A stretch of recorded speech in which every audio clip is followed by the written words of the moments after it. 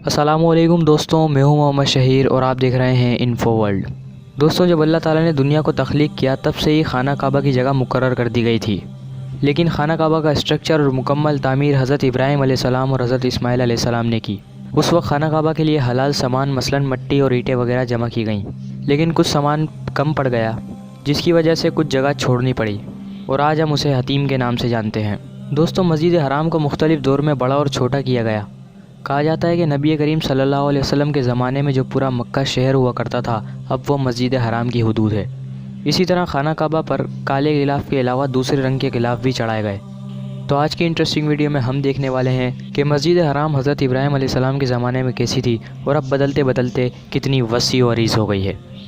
Video की जानिब बढ़ने से पहले ऐसी मज़ीद वीडियोज़ के लिए चैनल को सब्सक्राइब करके बेल आइकन को दबा दें ताकि आने वाली हर इन्फॉर्मेटिव और इंटरेस्टिंग वीडियो आपको सबसे पहले मिल सके। चलिए शुरू करते हैं आज की इंटरेस्टिंग वीडियो।